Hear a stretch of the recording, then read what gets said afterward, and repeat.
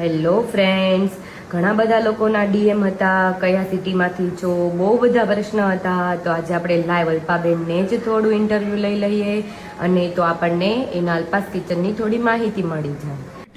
અબે જલ્દી બોલ, કલ સુબહ પનવેલ નિકલના હૈ. તો જય શ્રી કૃષ્ણ અલ્પાબેન, જય સચ્ચિદાનંદ. તમે કયા સિટીમાંથી છો? સુરત, વરાછા. તમે કેટલા લોકો સુધીની રસોઈ બનાવો છો? એક વ્યક્તિ સુધીથી 150-200 જણની બનાવીએ છીએ. अभी मेरे को समझ में आया इसका एक्चुअली प्रॉब्लम क्या है. તમારો અનુભવ આ ફિલ્ડમાં કેટલા ટાઈમથી છે? હું તો 8-10 વર્ષથી રસોઈ બનાવું છું, પણ સોશિયલ મીડિયાનો મેં હમણાં જ ઉપયોગ કર્યો છે. ये बड़ी अच्छी बात कही आप.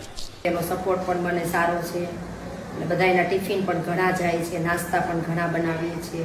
पता लगा लिया, सब कुछ पता लगा लिया मैंने अपने दिमाग का इस्तेमाल करके सब कुछ पता लगा लिया.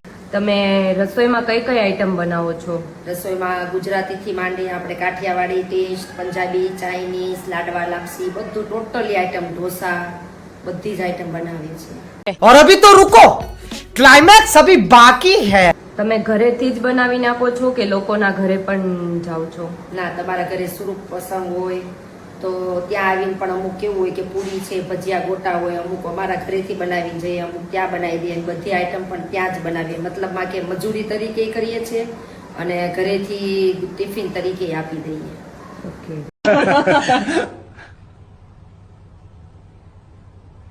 क्या क्या बात कर रहे हैं?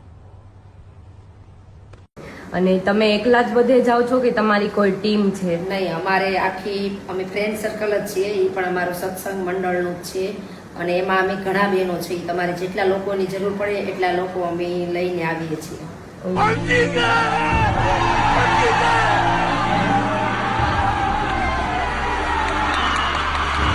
ઓકે. અને જો તમારે હવે આ બહારના લોકો છે, જેવી રીતે કે અમદાવાદ, કેનેડા, તો એમના પણ બહુ બધા ડીએમ છે, એમને પણ તમારી રસોઈ જમવું છે, તો તમે એમના માટે શું લઈને આવો છો? એના માટે અમે હમણાં નાસ્તા પણ બનાવીએ છીએ. ઘઉંની પૂરી મસાલાવાળી, રવા મેંદાની પૂરી, ફાફડા છે, ચકરી છે, સુખડી છે, ઘૂઘરા છે, એવું બધું પણ બહાર કુરિયરથી અમે મોકલાવીએ છીએ અને એમાં પણ બધાનો બહુ સારો રિસ્પોન્સ છે કે બહુ જ સરસ ટેસ્ટ છે અને એ પણ શુદ્ધ તેલ, કોઈ જાતની ભેળસેળ નહીં. ગમે ત્યારે તમારે આવી અને ખબર વગર ચેક કરી જવાની છૂટી છે. मैं कब हो गया ये कब हुआ कब તમે તમારો કઈ ખાસ એવો મોટિવ કે ગોલ છે કે જે તમે આ ફિલ્ડમાં કામ કરી રહ્યા છો તો કે અમારે આવા લોકોને આવું જમાડવું છે, એવો કઈ? હા, અમે લોકો ખૂબ જ પ્રાર્થના કરીએ છીએ કે ખાનાર પ્રત્યક્ષ આખા વિજ્ઞાનને પામે. અમે લોકો દાદા ભગવાનનો ધર્મ પાળીએ છીએ, તો અમારા દાદા ભગવાન કહે છે કે ખાવાની વસ્તુમાં ભેળસેળ કરશે તો જાનવર ગતિમાં જશે. बात तो सही है. दौड़ना तो पड़ता है. એટલે અમે કોઈ ભેળસેળ કરતા નથી, કોઈ સ્ટોરેજ વસ્તુ યુઝ કરતા નથી. સત્સંગ સાંભળતા આરતી કરતા એવું જ કરીએ છીએ. અમે સારા ભાવથી રસોઈ બનાવીએ છીએ કે જે ખાય તેને તેનો ટેસ્ટ મળી જાય. ઓકે. તો હેલો ફ્રેન્ડ્સ, તમને બધાને જ તમારા બધા પ્રશ્નોના જવાબ આઈ થિંક મળી ગયા હશે. नहीं. જો તો આ બેન સુરતના છે, આ બંને બેનો ઘરનું જમાડે છે, તો તમારે પણ આવું ઘરનું જમવું હોય તો તમે અલ્પાબેનનો કોન્ટેક્ટ કરી શકો છો. मुझे नहीं आता, इसको बहुत अच्छी तरह आता है. मास्टर है मास्टर.